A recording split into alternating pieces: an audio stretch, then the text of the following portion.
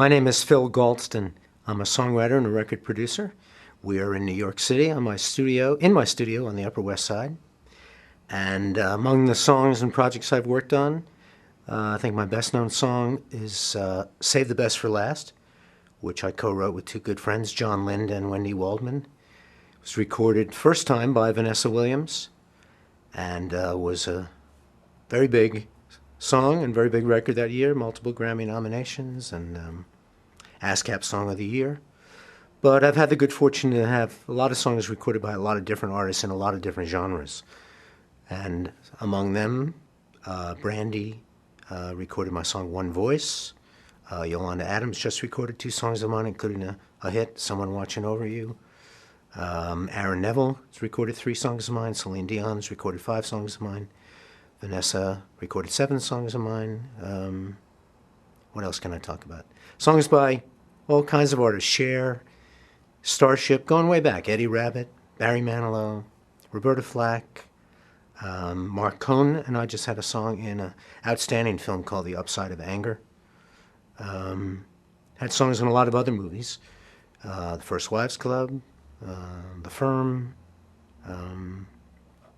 Wrote the first 3 original songs for the movie Ghostbusters, none of which ended up in the movie, which is a wonderful story.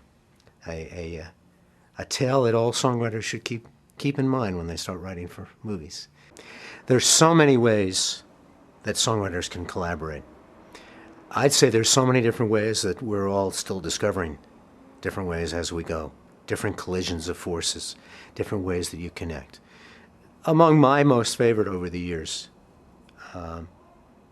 or really my favorite over the years, has always been starting from the ground up in a room with somebody, sometimes never having met before, and sometimes having not only met before, but being great friends and collaborators for many years. But that idea of we're in the room, neither of us may have thought about this at all before we got in the room, other than, gee, it's going to be fun to get together. Talking, stumbling over things. I very often like to start a song or a collaboration with a title, even if that doesn't end up being the title of the song. I find it inspiring. Among some of my favorite collaborations have been with people who are willing to really go far out there and talk about a whole backstory for a song. And just like a great short story, I'm a tremendous fan of short stories, a voracious reader of short stories, it's what you leave out that really matters in a song. Because after all, how much time do you have? Not very much. And particularly in the lyric side, what you suggest to the listener may be the backstory, may be what makes it possible for them to relate to the song in a new way. I've always been fascinated and frankly very flattered by people who will come up to me and say, gee, we used this song of yours at our wedding because it spoke to our lives, it spoke to our experience. And I'll think to myself, well, that's really great, because as James Taylor once said, I read in an interview, James Taylor once said to an interviewer who asked him a question about one of his great songs, if I have to explain it to you, I haven't done my job. I don't feel that way exactly, but I do feel that leaving things out in the story, but knowing that they're inspiring you, really makes a difference in informing a lyric. The presentation of a song to an artist or to anybody in the food chain who can give the green light to record it is at once a simple process. You just have to get it to the person who can say yes. And at the same time, perhaps the most complicated and harrowing part of this experience, where it comes to promoting the song and presenting the song. You first have to think very long and hard, well, maybe not long, but definitely very hard, about what kind of demo you're going to make. What demo is a demonstration recording. That's where that term comes from. So the question is immediately, who are you trying to show this to? Do you have any ideas for the type of artist or the type of situation which you might want to present this? Well, you can overthink this, you can outthink yourself, you can make multiple versions, you can spend a lot of time and a lot of money doing this, and a lot of times we do. I've gotten to the point where my attitude is essentially, I want to get initially a really strong version of the song that conveys to me its emotional merit, its emotional impact. And I think I have a pretty good idea of how to do that. Sometimes that's an incredibly simple version. The Save the Best for Last demo was unbelievably simple. It was a piano part, a bass, and some kind of mock strings and a vocal. That was it. Who did the vocal? Wendy Waldman did the vocal. And if you go back and look on the album, Vanessa thanks her for her beautiful vocal, which informed Vanessa's vocal. On the other hand, if Wendy's vocal on Save the Best for Last was a good guide, I've had songs recorded by people like Celine where it was a male vocal. The demo was a male vocal.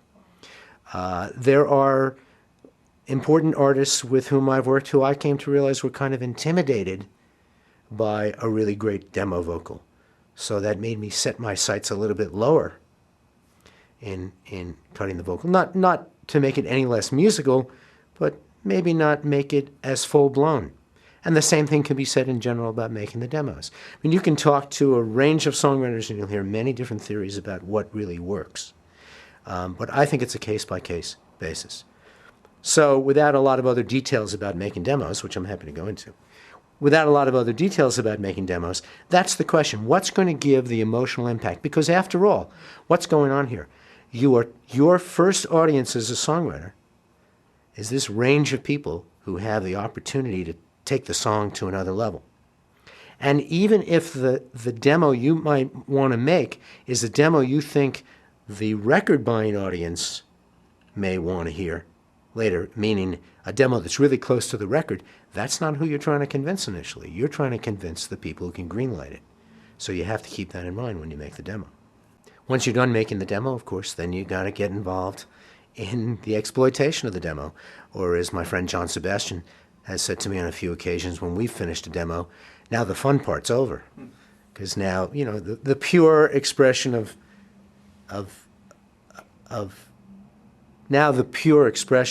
what you wanted to say in writing the song gives way to the exploitation. And then if you, as a writer, are involved in exploiting and promoting the song, as I am, but not everybody is, then you have to put on another hat, and then you have to stop representing. Now you're, once you're done making the demo, you have to put on a different hat if you're going to be one of the people involved in exploiting and promoting the song.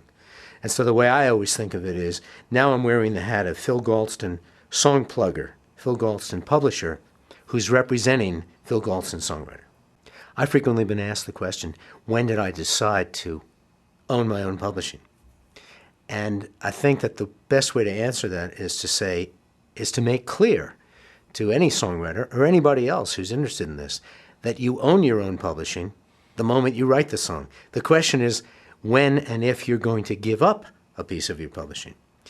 That's very important because, without being too technical about it, the notion of a publisher, a music publisher, owning half of a song is kind of ludicrous to me. It's an artificial business division that has its roots deep, deep, deep in the murky history of the business going back to the early 1800s. Later on, with much more success under my belt, but with the need to support my family with a more constant income, I went back to the major publishing world and had a couple of relationships that were really good and earned me a lot of money in advances, which I'm happy to say, all of which I'm happy to say I recouped, but it gave me a consistent income when I needed one. Now I'm back to publishing myself again. It's an up and down experience, but you know, when you get something that works in the marketplace, you own all of it. And it's very rewarding, not just financially, in every way. Anybody will tell you, any expert will tell you, people who know much more than I will say, boy, if you can hold on to your publishing, do it. You can just get somebody to collect for you. You can work out different relationships of exploitation. There's so many different ways to do it. But you're really getting the fruits of your labor that way. The path to becoming a songwriter is not only complicated at times, but it's about as crooked a path as you could wander. First of all, I think it's important to note that being a songwriter, or saying that you're a songwriter, is, as far as I can tell, virtually the same as saying that you're an actor.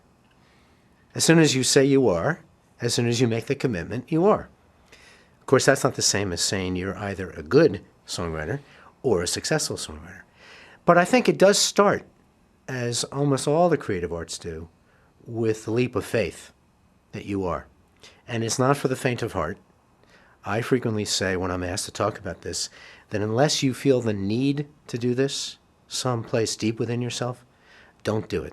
It's way too difficult to do unless you really get up every day and say, this is what I need to do. If you're going to do this because you need to, then you can't worry that you're not as successful as you once were, unless what you're saying to yourself is you're not as good as you once were, or unless you're saying to yourself you're not as inspired as you once were. That's really more important than being good in my book. So, the question of the path to being a successful songwriter. First of all, the good news and the bad news are in the same package. There is no simple way to do it. There's no tried and true way to do it. Are there certain signposts along the way you could give a shot to? Yeah, sure.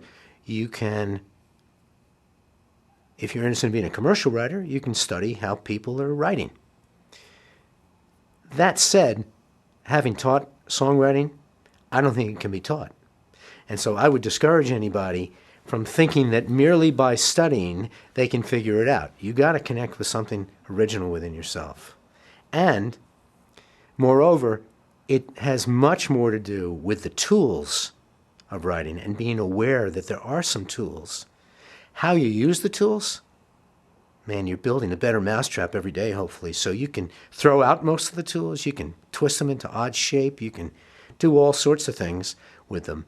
Knowing the tools doesn't hurt, but knowing them is not necessarily about being educated. I mean, how much greater a songwriter can you be than Paul McCartney or Burt Bacharach, just taking two people, or Stevie Wonder? Let's take, those three. Each person, to the extent I know their work and their history, has an entirely different way of looking at writing and an entirely different degree of educated knowledge. And that's really important. Or you can look at a Paul Simon, who didn't, as I know it from reading about him, didn't have any particular educated knowledge, obviously had an amazing ear, an amazing mind for writing lyrics, but then decided midstream in his career to become educated. And that's where Still Crazy After All These Years came from. That's where Graceland came from. That's where Rhythm of the Saints came from. I mean, this is a guy who went out and said, I need to know more. And then he said, not only do I need to know more as in study, I need to know more about culture and try other things. So the path is endless and varied. I think can be incredibly inspiring. I've often said when talking about my career that in many ways the best day of my career was the day I decided not to pursue being a performer any longer. And I'd been a songwriter since the time I was 14 years old in my first band. And even before that, when I was younger, when I was first fooling around with the piano, I was writing things or making them up, as I put it then. And for many years, I was part of different rock bands and a jazz rock band that I led that was pretty well known in New York. And then I had a partnership with a man named Peter Tom, and we made 2 albums. And although we had some good covers and we were very devoted and dedicated to writing songs, and not everything we wrote was for us in our own minds, it wasn't till my early 30s that I suddenly realized that the one thing I couldn't do without was writing songs. I could do without performing. I could do without trying to make it as a performer. And it was at that moment that I realized that if I had to lay it all on the line, it would be about songwriting. That leap was really not that difficult to make. A, I'd been doing it a long time and was comfortable with it. But B, the moment I gave up the idea of being a performer, a lot of my goals and dreams became quite a bit more accessible to me, at least conceptually. And the reason I say that was, as a performer, I was frequently finding myself, as most do, being categorized in ways that made me extremely uncomfortable. I remember a review of Peter's and my first album in GQ that said, "These guys don't know who they are. They've got a country song here, a jazz-flavored song here, a pop song here." And I remember reading that review and saying, yeah, that's exactly right. That's what we're doing. We like this whole eclectic mix of American music, and we want to just keep doing that. But the world didn't want to do that. It can be a very bitterly disappointing career. I've had some demeaning experiences. I've had some very unhappy, even depressing experiences. But if I look at it from the vantage point of a little bit of time and a good degree of success, which makes all of that a little easier to take, I can say to you that very few of those unhappy experiences were related to a life in music. They were related to a life in the music business. And it's very important to keep those separate in your mind. That's why I say all the time, unless you need to do this, don't do it. It's too difficult. Because what I'm really talking about is if you need to make music, go make music. You don't have to do it professionally. You don't have to do it to be a star. I'm happy to say that the making of music in the United States and the world over is actually on the increase, despite the lack of education, despite the lack of respect given to teachers of music and people who aren't stars. People love music. The music business is in trouble right now. Making music, not in trouble at all. Loving music, not in trouble at all. The demand for music has never been higher. So a life in music, if that's what really gets you, is phenomenally rewarding. Look at what you're doing every day. You're expressing something from inside that may be the highest expression you'll ever have in your life. And that's about as human a thing and as impressively human a goal as I think there is. That's why I'm also happy to say that in my career and in my life in music, the more talented the person I've met, usually the more humble, because they have some idea of what the gap between their greatness as we perceive it and what true greatness is. They have some idea of where that is. And that's always inspiring. I was talking to a friend today, a close collaborator from Nashville named Tommy Lee James, who I just love working with. And I said, you know, it's really quite powerful that we get up every day and we go and we write another song, or we're working on another song, together or apart. And we're never satisfied. Never. We're never satisfied. We might be happy with something. We might feel good about something, but we're never satisfied. We're always ready to write the next song. And every time I've had a really disappointing experience in the business, every time I've been walking to the subway on the way home from an office and think, man, they didn't like that. I can't believe they didn't like that. I find deep comfort and inspiration in the fact that I know I can get up tomorrow and write another song.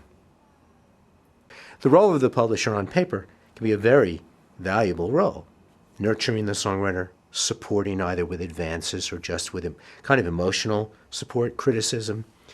The idea of promoting the song is fantastically important.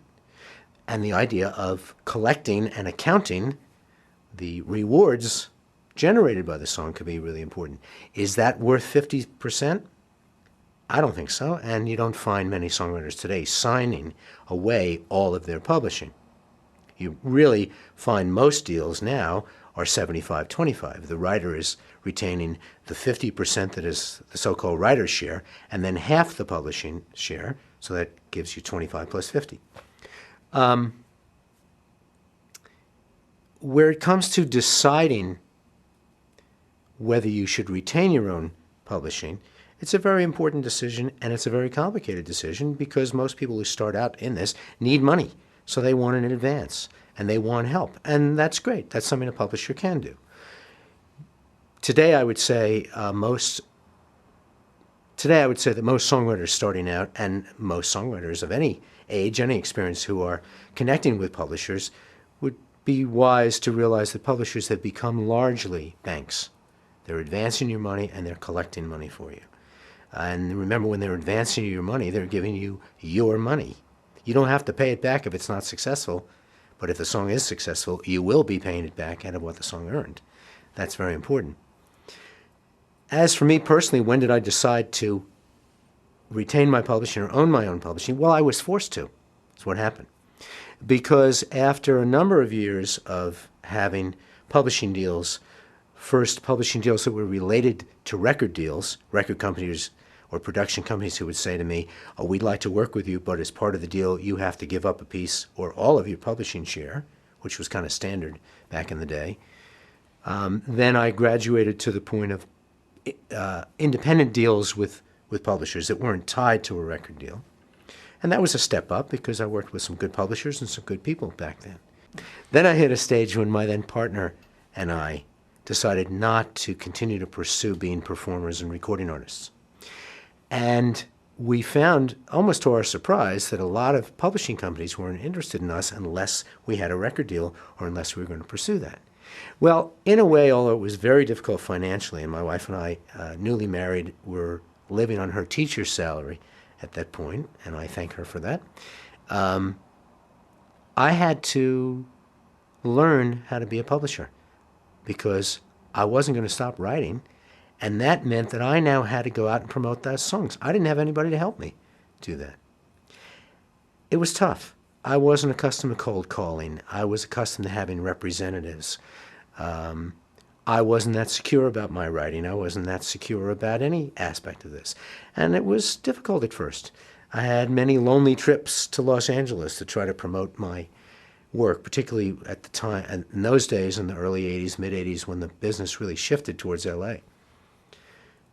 But I learned to do it. I kind of had to do it. And having first one child and then a second pushed me onward. I had to deliver. And the good news is for me that it worked. And it became pretty comfortable for me to do it. And I came to think that in many instances I was my own best representative. I'm sure that wasn't always true, but it worked out in a couple of great experiences where I just went in and because I was hungry enough, I pushed, and it happened. The question of what voice a songwriter uses to articulate the music inside is a very interesting one, and everybody does it a little differently. And everybody does it a little differently, I think, in many cases, depending on the song they're working on. Now, in my case, I have collaborated for almost all of my career. I think I've only, since my early years doing this, I think I've only written a few songs by myself. And I love collaboration. I love the marriage of it. I love the gift of somebody bringing me a great idea, a great line, a great song in progress. I love being able to trust somebody, bounce it off them, knowing that they trust me. I love the collision and the clash of it at times. I mean, it's not fun when you disagree, seriously, but when you disagree, it can be great. That can be what sets you off in the right place. But as to the question of what voice I'm writing in when I'm writing, or how I'm expressing it musically, since I'm not a great singer, I won't be particularly inspired by my singing. On the other hand, I'm a good phraser, for example. I've learned how to be a good phraser. I'm not embarrassed to sing in front of a collaborator, in front of anybody else. I mean, I've asked, if not instructed, some of the greatest singers in the world how to sing a song of mine, so I'm not uncomfortable doing it. The question of whether I write by singing, yes. Whether I write by using my hands, yes. But there's a very interesting comment that Burt Bacharach, who I consider a genius, made in a great interview in a book called Songwriters on Songwriting. He said that when you're writing music, you have to learn at some point to get away from your hands, to abandon your hands. And even before I read that, I was aware of it, but once I read him saying it, it became kind of a mantra. And what he's really getting at is that you need to get to the point where you're not playing, where you're not hearing what you play, What he really meant by that was you need to get away from hearing what you play to playing what you hear. And all of us, if we write using an instrument, and I frequently use keyboards, for example, but the same would be said for guitar players or anybody else, we fall into patterns. Our hands go certain places. Our hands play certain rhythms. Our hands are comfortable in certain places. But creativity is all about making yourself uncomfortable on the way to making yourself comfortable. Finding the place that's a little bit different and exploring it to the point where it feels right to you, which could be said to be your comfort level. And I think that what Bacharach was talking about is, I mean, he's a great, great piano player, for example. If he can get away from using his hands, then the rest of us have to do that. And, you know, this informs a lot of different kinds of writing, particularly as technology develops. I remember when synthesizers first became prevalent, that a lot of noted songwriters would say, oh, well, you shouldn't write using a synthesizer because, you know, you're kind of cheating. You should write using a piano and then hear everything else like a great arranger should. Well, that, in my mind, that is the art of great arranging, when you hear the complete picture in your head. That is the definition to me of great arranging. But where it comes to writing a song or any other kind of music, I'll take any tool I can possibly get my hands on. It's not cheating. It's changing the vocabulary and seeing how it inspires you. When I was in college, I rented a piano. When I moved into a house, I rented a piano. And pretty soon, through my banging of the piano, 2 notes went out on the piano. And the person from whom I was renting it would not come over and fix it. Well, you know, I wrote a lot of interesting songs that way because I couldn't use those 2 notes. They're right in the center of the keyboard, and I couldn't use them. That was that same thing. Changing the vocabulary, changing the tool, changing the sound. If you imagine that before people wrote songs on a piano, they only had guitars and lutes and things like that. Imagine what some of those writers felt like when they got their hands on a piano. Fantastic. Why shouldn't I get that opportunity with other technology? I grew up in a community where you started playing in ensembles no later than the age of 10, 4th grade. So I started with trumpet. So I was playing piano, I was singing, and then I was playing trumpet. That's what I loved. And by the time I was 13, I was in a folk group. This was the era of Peter, Paul, and Mary and the Kingston Trio, and we modeled ourselves after the Kingston Trio. We were called the Rebels 3. And one thing I will say that I was raised to understand, I guess, was perseverance and discipline. My father was incredibly disciplined. As I said, my mother taught us to believe that you wanted to do something, you could do it. You had to plug away at it, though. So music was the thing I loved, music and baseball. And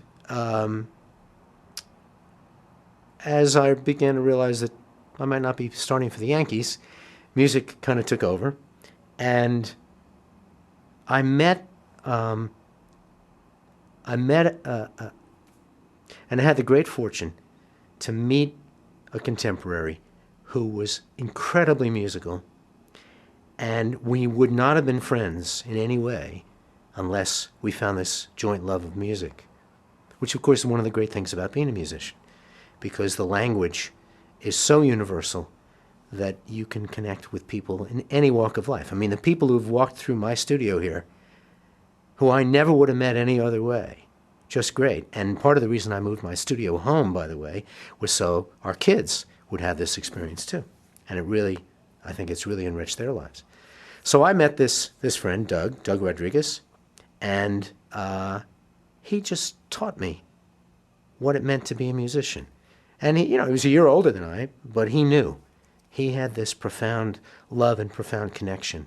And he helped me get out of the kind of logical thinking into the just expressive thinking.